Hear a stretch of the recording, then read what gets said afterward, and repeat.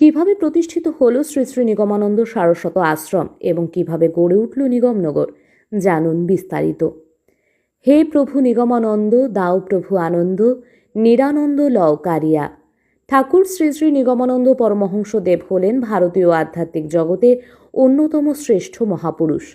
তার আদর্শ ও বাণী যুগে যুগে ভক্ত ও সাধকদের পথপ্রদর্শক হয়ে উঠেছে।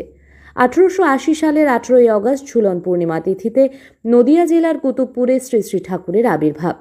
প্রথম জীবনে তার নাম ছিল নলিনীকান্ত চট্টোপাধ্যায়। তন্ত্র, যোগ, জ্ঞান ও প্রেম এই চার সাধনায় তিনি ছিলেন সিদ্ধ পুরুষ।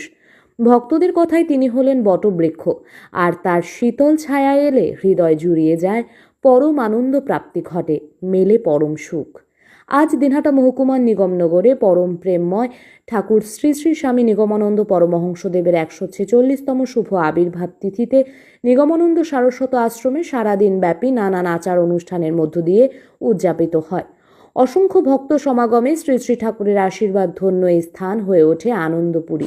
আমরা ঠাকুর কাজ করব, ঠাকুরকে ভালোবাসবো, জগৎকে ভালোবাসবো, জনগণের সেবা করব। জনগণের সেবা করছে শ্রেষ্ঠ সাধনা।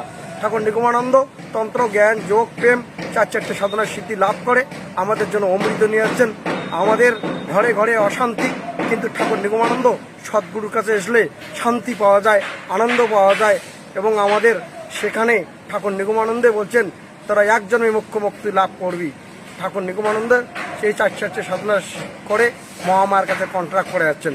তাই আমাদের একটা দোতলা, একটা 11,025 স্কোয়ার ফুটের একটা দোতলা প্রসাদাঙ্গন হয়েছে। আমরা নিগমানন্দ সত্যানন্দ ভবন হয়েছে, সিদ্ধানন্দ ভবন হয়েছে। আমার নিগম রানী রথ করতে পেরেছি একটা গাড়ি, বোলেরো গাড়ি। আজকে আমাদের নিগমানন্দ হোস্টেল আছেন, Nigamananda post office, Nigamananda high school, Nigamananda college, Nigamananda বাজার, নিগমানন্দ ব্রিজ, পুরোটা নিগমানন্দের নামে স্বামী সিদ্ধানন্দ সরস্বতী মহারাজ প্রতিষ্ঠা করছেন ঠাকুর নিগমানন্দকে নিয়ে। আজকে নিগমানন্দের কাছে আমরা শত শত কোটি প্রণাম। নিগমানন্দ হচ্ছে বিরাট একটা বটবৃক্ষ। সেই বটবৃক্ষের নিচে থাকলে আনন্দ পাওয়া যায়, শান্তি পাওয়া যায়। সেই শান্তি ঘরে ঘরে ফুটে উঠুক, সবাই আনন্দ থাক, সুস্থ থাক। জয় গুরু, জয় গুরু, জয় মা। এখন প্রশ্ন হলো, কিভাবে এই স্থানে শ্রী শ্রী নিগমানন্দ সারস্বত আশ্রমের প্রতিষ্ঠা হলো? আশ্রমকে কেন্দ্র করে কিভাবে গড়ে উঠল নিগমনগর, তা জানুন বিস্তারিত। এই প্রসঙ্গে শ্রী বিনোদ বিহারী বর্মন মহাশয়ের লেখা পুস্তিকা নিগম তীর্থ নিগমনগর ও স্বামী সিদ্ধানন্দ কিংবা স্বামী সিদ্ধানন্দের বগুড়া স্মৃতিগ্রন্থে এর সুনির্দিষ্ট প্রমাণ মেলে। আজ থেকে প্রায় 7-8 দশক আগের কথা। তখন কোচবিহার ছিল স্বাধীন দেশীয় রাজ্য। সেই সময়